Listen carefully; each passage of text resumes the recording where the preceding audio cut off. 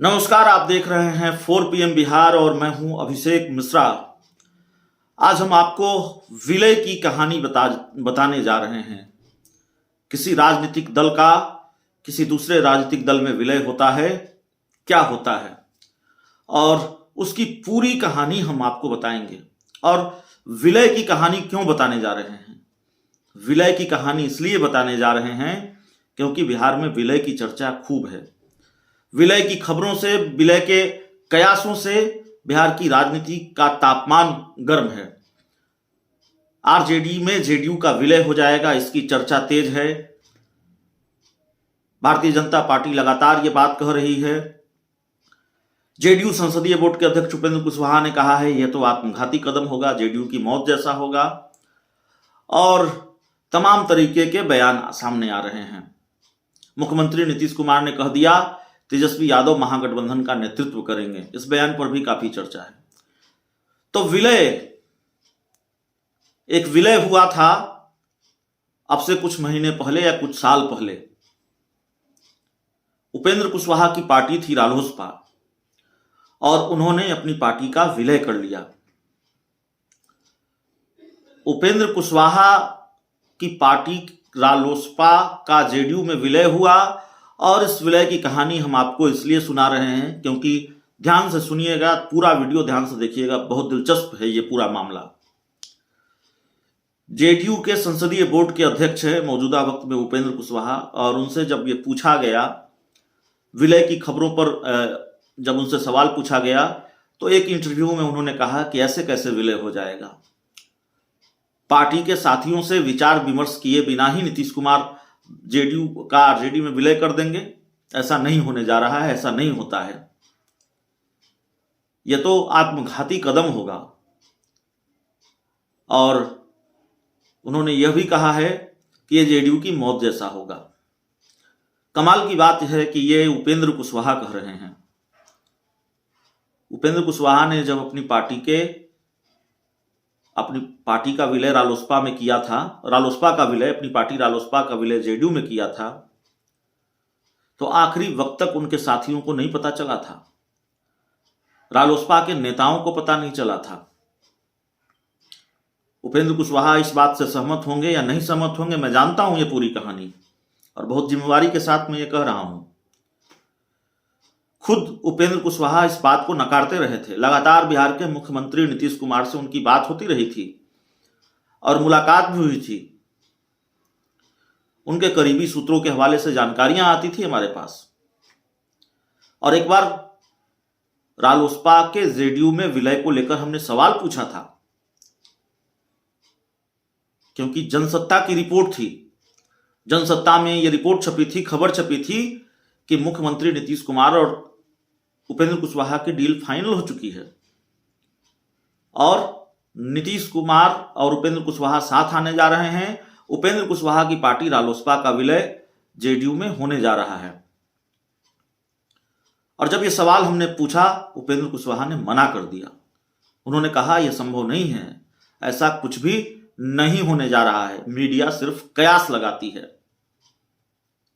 कमाल की बात यह है कि जब उपेंद्र कुशवाहा ने यह कहा, उसके ठीक 2 दिन बाद वो जेडीयू दफ्तर में माला पहन रहे थे, यानी अपनी पार्टी का विलय कर रहे थे।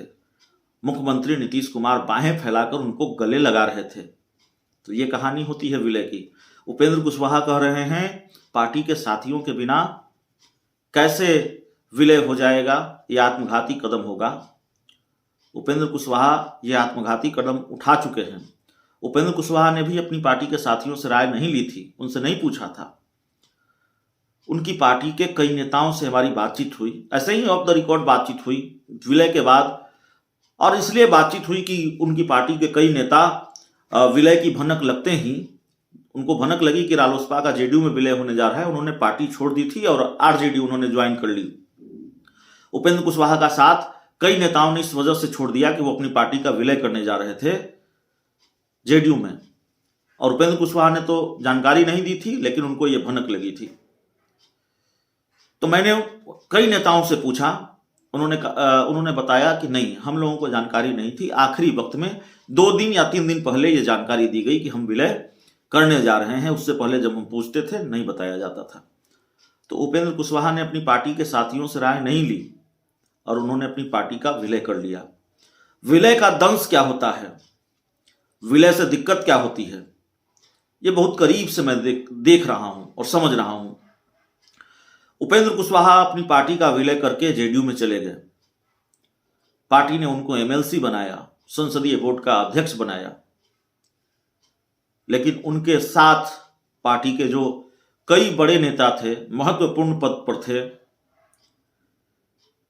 टेलीविजन चैनलों पर, डिजिटल चैनलों पर नजर आया करते थे, दूसरी महत्वपूर्ण भूमिकाओं में थे, वो साइडलाइन कर दिए गए। ज्यादातर उपेंद्र कुशवाहा के साथ गए नेताओं में से ज्यादातर नेताओं को प्रदेश सचिव का पद मिला। जेडीयू में कोई महत्वपूर्ण भूमिका नहीं मिली उपेंद्र कुशवाहा के अलावा। पार्टी में भी वो बहुत एक्टिव नहीं है। उपेंद्र कुशवाहा दरबार में हाजिरी लगती है उनकी, लेकिन जेडीयू दफ्तर में हाजिरी बहुत कम होती है, नहीं लगती है। मेरे पास जो जानकारी है, जो मैं देख रहा हूं, वही बताता हूं।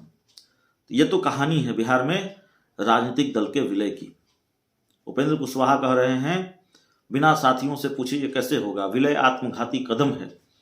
उपेंद्र कुशवाहा अपनी पार्टी का विलय कर चुके हैं और ये पूरी कहानी हमने आपको इसीलिए बताई है कि देखिए, विलय की चर्चा रोज हो रही है, विलय के कयास रोज लगाए जा रहे हैं और विलय पर चुप्पी है बिहार के मुख्यमंत्री नीतीश कुमार की।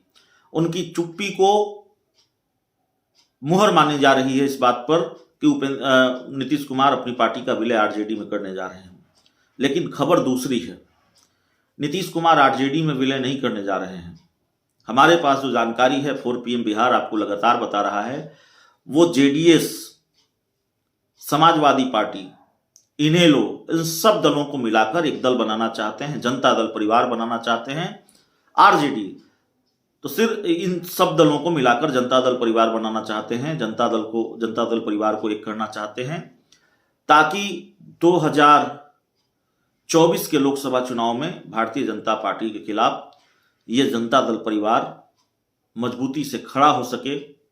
लक्ष्य ये है कि कम से कम 40 लोकसभा सीटें देश भर से ये जनता दल परिवार अपने कब्जे में करे। एक तो इससे होगा कि 40 लोकसभा सीटें जनता दल परिवार के पास होगी, महत्वपूर्ण भूमिका में, किंग मेकर की भूमिका में होगा जनता दल परिवार। और दूसरा यह है कि 40 सीटें देश भर से अगर जनता दल परिवार के पास आया तो जाहिर तौर पर बीजेपी के पास जो जादुई आंकड़ा है वहां तक पहुंचने में बीजेपी को दिक्कत हो सकती है। ये लक्ष्य है, ये टारगेट है। तो विलय की कहानी हमने आपको बताई है और इसलिए विलय पर चर्चा हमने की। विलय की एक पुरानी कहानी हमने आपको बताई क्योंकि बिहार में विलय को लेकर खूब राजनीतिक चर्चा हो रही है। इस रिपोर्ट में इतना ही। बहुत बहुत धन्यवाद।